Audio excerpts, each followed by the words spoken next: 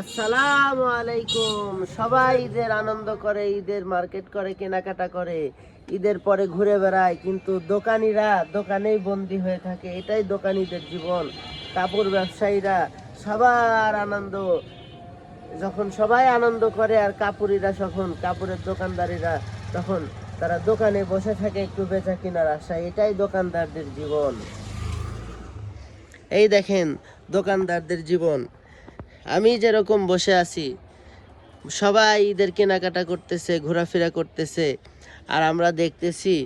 আর মনে করেন যে আমরা বসে আছি দোকানে, যদি যারা আসবে কিছু কেনাকাটা কি করবে, যদি আমাদের একটু বিক্রি হয়। কারণ এই সময় তো অনেকে লুঙ্গি কিনে, শাড়ি কিনে, থ্রি পিস কিনে, মানে অনেক কেনাকাটা থাকে। দেখা যাচ্ছে যে বাচ্চাদেরও অনেক কিছু কেনাকাটা করে।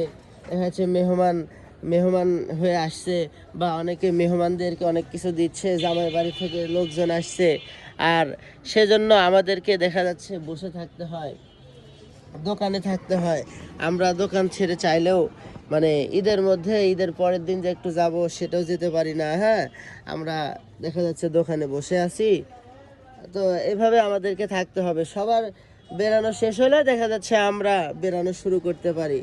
কারণ আপনাদের জন্য আমাদেরকে এখানে বসে থাকা লাগে। আমাদের চ্যানেলটি সাবস্ক্রাইব করবেন, আমাদের পাশে থাকবেন, আমাদের নতুন নতুন ভিডিওগুলো দেখবেন। আমরা প্রতিদিন আপডেট দেওয়ার চেষ্টা করি। আমাদের ভিডিওগুলো দেখবেন এবং আমাদেরকে সাবস্ক্রাইব করবেন। ফেসবুক থেকে হলে ফলো করবেন, আমাদের পাশে থাকবেন। সবাই ধন্যবাদ।